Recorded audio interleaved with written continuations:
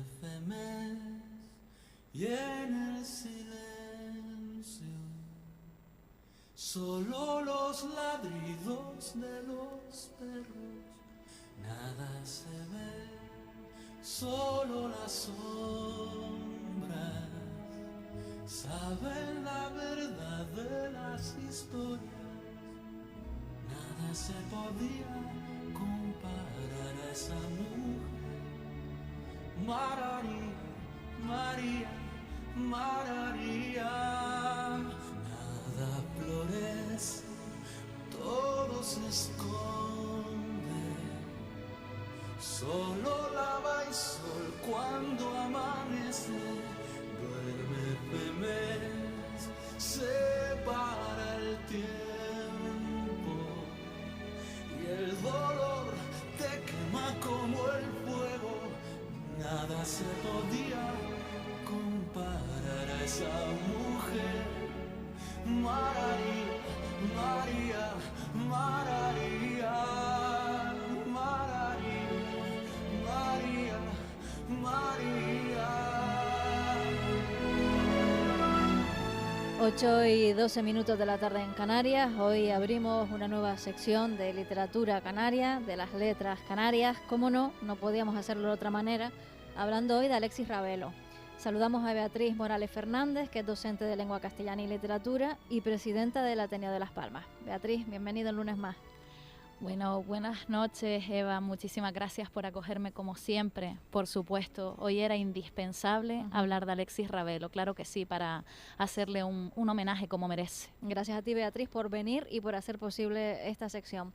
Vamos a comenzar con este día de profundo pesar, el fallecimiento de Alexis Ravelo. ¿Quién fue Ravelo y qué nos va a quedar de manera perenne? En primer lugar, yo creo que hay que destacar que, independientemente de que hoy hablemos de la literatura, de Alexis Ravelo y su talento indiscutible a nivel de creación literaria, fue una grandísima persona. Yo creo que es algo que han destacado distintas instituciones, artistas y escritores y escritoras que lo conocían tanto, ¿no? Una persona completamente dinámica, abierta y además cotidiana. Muy cercana a la ciudadanía, que al final eran sus lectores, ¿no? Entonces, bueno, él nace el 20 de agosto de 1971, muy a nuestro pesar.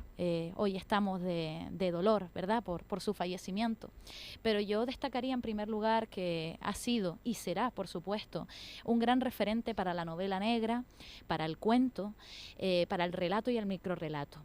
Yo creo que él destaca por dos adjetivos. El primero, polifacético, porque al igual que la semana pasada hablamos de Alonso Quesada, él no solo escribió narrativa, sino que también hizo guiones literarios de teatro, de televisión y de radio. Entonces fue una persona muy vinculada a las confluencias que se pueden dar entre la cultura literaria y la cultura audiovisual. Y además también el otro adjetivo es autodidacta, porque fue una persona que desde muy joven quiso formarse a pesar de nacer en un barrio humilde y no poder adquirir pues los estudios como cualquier otra persona que pueda acceder con mayor facilidad. Pero él siempre decía que leía muchísimo desde pequeño, no solo para evadirse, sino también para formarse. Y no solo leía, sino que a partir de ahí empezó a asistir a talleres de escritura, que después le dio pues la gran relevancia que tiene hoy, ¿no?, como escritor. Entonces, bueno, yo destacaría sobre todo que viniendo desde un perfil humilde y que además antes de ser escritor y poder vivir de la literatura fue camarero, fue una persona que siempre buscó un espacio y un tiempo para leer y a posteriori para escribir.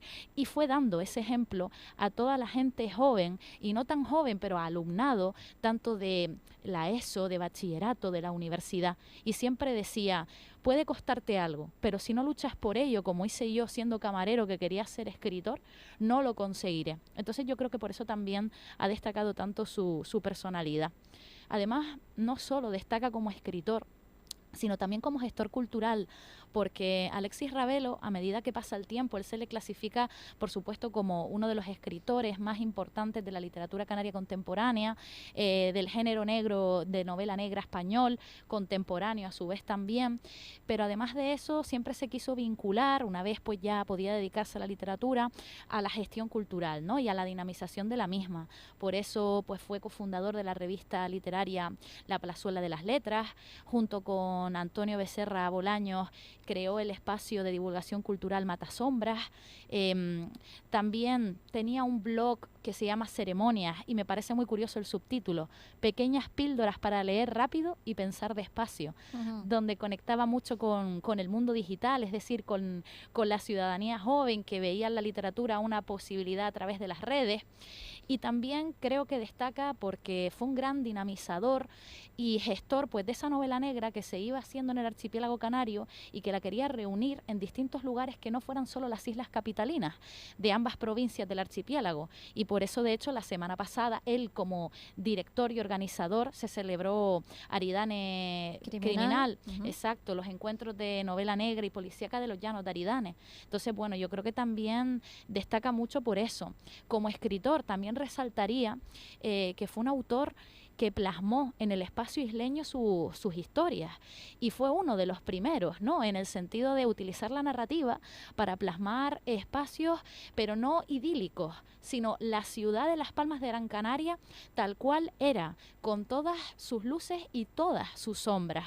Y yo creo que, bueno, a través de su personaje, su detective, Eladio Monroy, pues cómo fue creando esa ciudad de Las Palmas de Gran Canaria, que además conectaba mucho con la gente joven, porque decías, pero si estoy leyendo, disfrutando de la literatura, sí, pero estoy leyendo mi ciudad, esto ha pasado por mis calles. Y bueno, se puede crear, yo creo que es interesante crear una ruta literaria por la ciudad de Las Palmas de Gran Canaria a través de sus novelas, porque es posible. Y temáticas generales que él ha trabajado mucho y que creo que es parte de la esencia que nos va a quedar de él, pues que fue un escritor que a través de su literatura destacó e hizo evidente las desigualdades que hay en el sistema social y político, también la corrupción que se manifiesta. Era muy crítico y transmitía mucha conciencia social también a través de sus obras. Muchísimo, y además abiertamente lo manifestaba, ¿no?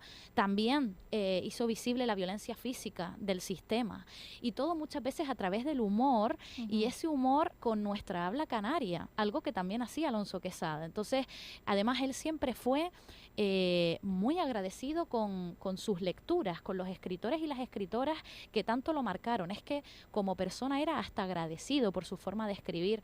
Él siempre dijo que sus dos grandes escritores que le marcaron pues fueron Jorge Luis Borges y Julio Cortázar. Entonces él, más que destacar y clasificarse como un escritor de novela negra, él decía que él escribía una novela enigma, ¿no? Y me llama muchísimo la atención, porque al final esas palabras y esas acepciones que a él le gustaría que se quedaran, pues mejor recordarlas para que así pueda ser, ¿no? Y por supuesto, premios. La crítica literaria lo ha avalado, porque es que su calidad literaria es magnífica. Yo creo que es digna de mención que ganó, por ejemplo, el premio de narrativa Poeta Domingo Velázquez en 1999 con su obra Segundas Personas. También el 12º premio de novela negra Ciudad de Getafe, el segundo premio de novela negra Ciudad de Getafe en 2013 con La Última Tumba. El premio Dashiell Hammett en la Semana Negra de Gijón en 2014 con La Estrategia del Pequinés. Y también hace poquito el premio de novela negra Café de Gijón en 2021 con su obra Los Nombres Prestados. Venimos recordándolo a lo largo de la tarde y has contado cosas que coinciden contigo. Por ejemplo, el editor de Mercurio, Jorge Liria, ese personaje que se va construyendo a sí mismo desde una base muy humilde, esa ironía, ese humor socarrón que tenía, y esos personajes y esa ciudad de Las Palmas de Gran Canaria siempre tan presente, y con ese dialecto, ¿verdad?, con esa forma de hablar que tenemos, que él plasmaba en sus libros sin ningún complejo. ¿Podemos hablar de sus obras fundamentales, Beatriz? ¿Con cuáles te quedas o cuáles nos cuentas? Pues mira, en relatos él tiene sobre todo 3 obras. Una es la de Segundas Personas, con la que ganó el premio, Ceremonias de Interior, y una muy curiosa, el título, que es Algunos Textículos. Es que siempre destacó por esa gracia, ¿no? En novelas 3 funerales para Eladio Monroy, porque ya da pie a toda la saga Eladio Monroy, donde se destaca la urbe previamente mencionada, la estrategia del pequinés, porque también fue llevada al cine, los milagros prohibidos, porque de alguna manera él, esa postura defensiva de destacar las injusticias sociales, no solo eran a través de la sociedad actual, sino también las injusticias históricas, socialmente hablando. Entonces, pues a través de esta obra Los Milagros Prohibidos, la cual recomiendo muchísimo, él habla de la Semana Roja en La Palma, ¿no? Tras el estallido de la Guerra Civil. Entonces ves cómo no solo ocurren injusticias en las capitales, sino también en otras islas del archipiélago, pero sigue hablando de nuestra historia a través de la literatura, un espejo que siempre defendemos, ¿no? Un espejo en el cual mirarnos. Y él iba creando también ese reflejo en el que poder mirar nuestra historia. La ceguera del cangrejo también es otra novela que yo recomiendo muchísimo por cómo destaca la corrupción, y lo hace a través de la isla de Lanzarote, pero crea espacios que no existen en la realidad. Sabes que es Lanzarote, pero esos espacios tú los tienes que suponer. Hace un juego con el lector y me parece algo sublime, porque al final también hay una especie de vertiente fetasiana, ¿no? El crear espacios para que tú tengas a través de él que ver el tuyo, ¿no? Ese juego que hace con el lector. Tantos juegos que también tiene otra novela para mí sublime, que es la de Un tío con una bolsa en la cabeza, donde tú ya de entrada sabes que el protagonista ha fallecido, pero hace ese juego, tú tienes que rebobinar. Entonces al final él en sus últimas obras ya iba experimentando con la propia narrativa, ¿no? Pero de otras formas diferentes. Yo creo que él también estaba en una fase de experimentación. Y Los nombres prestados, yo también creo que es una obra a destacar, porque creo que habla mucho de las profundidades y las dualidades que tiene el ser humano, que no todo es blanco y negro, que incluso en los personajes que creemos malos hay luz, y creo que es muy interesante de destacar. También fue un escritor de literatura infantil y juvenil, así que a todos los docentes que nos puedan estar escuchando y que les pueda interesar, Los perros de agosto o Las ratas de noviembre son dos novelitas muy, muy interesantes que conectan mucho con los chicos jóvenes. Yo creo que al final, a destacar de él, ya leas relato corto o novela, el estilo que tenía. Ese estilo mordaz, satírico en parte, con el habla canaria siempre defendiendo, pero defendía que todo lo que te puede causar gracia, pero una gracia vacía, porque al final hay una crítica profunda hacia dónde vamos y qué estamos permitiendo dentro de este sistema capitalista. ¿Qué lecturas claves para este siglo XXI nos deja Alexis Ravelo? En primer lugar, yo creo que a la hora de leerlo, una lectura clave es destacar su humildad. Las personas que quieran leerlo, tener siempre presente que fue un escritor que destacó por ser una persona que escribía por puro placer, y sobre todo porque él decía siempre que era un escritor que trabajaba de camarero, defendía de dónde parte, y esa humildad destacó que luego él, a través de su literatura, creara personajes donde son principalmente perdedores, esa figura del perdedor como algo esperanzador. Entonces, a través de tus personajes, a lo mejor no te reconoces, pero te das cuenta de gente que te rodea que puede estar igual. Y dices, Dios mío, si somos nosotros. También, por supuesto, la búsqueda de los roles y destacar esos personajes grises, ¿no? Creo que es otra clave para leerlo, ver que él decía, tengo una cita de él, él decía, nadie es perfecto. Todos tenemos algo de lo que arrepentirnos y algo de lo que enorgullecernos. Por eso procuro imprimir a los villanos de mis libros algún rasgo de humanidad. Entonces, quedarnos también con esa humanidad claroscura, ¿no? Como una clave. La defensa del habla canaria. Si tú quieres leer literatura canaria en habla canaria, Alexis Ravelo como narrador es fundamental. Su compromiso social y político, sus novelas siempre va a tener un trasfondo de compromiso real, social, y por supuesto también, si tú quieres leer la incomodidad de la historia no dicha, él es el mejor escritor para ello, por cómo destacaba esos personajes, o por ejemplo en Los Milagros Prohibidos, esa historia que muchas veces intentamos olvidar o no queremos sacar a la luz. Y el espacio. Yo destacaría como última clave, si tú quieres disfrutar de un espacio inventado pero que a la vez es coetáneo al tuyo, Alexis Ravelo es el escritor. Es el escritor para poder centrarte en esa idea. Cómo para él el espacio era un personaje más, y cómo destacaba el paisaje como algo abrumador o como un espejo en el cual ver también nuestras propias ausencias. Qué bonito, Beatriz, qué bien presentado y qué ganas de seguir descubriendo y de seguir leyendo a Alexis Ravelo. Nos has traído algunos fragmentos, ¿verdad?, para leer su obra y empaparnos. Qué mejor manera que leer su propio texto. Cuéntanos. Pues mira, sí, a mí me gustaría destacar una cita con la cual él habla de la identidad. Él siempre destacaba, antes de leer la cita, que las identidades se van adaptando al contexto histórico y al espacio en el cual se reproducen. Por lo tanto, él no quería caer en regionalismo. Él hablaba de que él era un escritor canario, pero un escritor canario universal. Entonces, a la hora de crear a sus personajes, fuesen peninsulares, que a veces utilizaba personajes de la península, o fuesen canarios, siempre quería crear una identidad comunitaria. Da igual de dónde vengas, es tu identidad personal la que destaca en primer lugar para luego darle sentido a todo lo demás. Y he traído una cita de esta obra de Los Milagros Prohibidos, de uno de los personajes principales, que se llama Agustín, y en el cual se destaca esa idea. Da igual de dónde vengas, lo importante es que creas en ti mismo, en tu identidad. Dice así: porque él estaba dispuesto a morir, pero no sin saber dónde lo haría.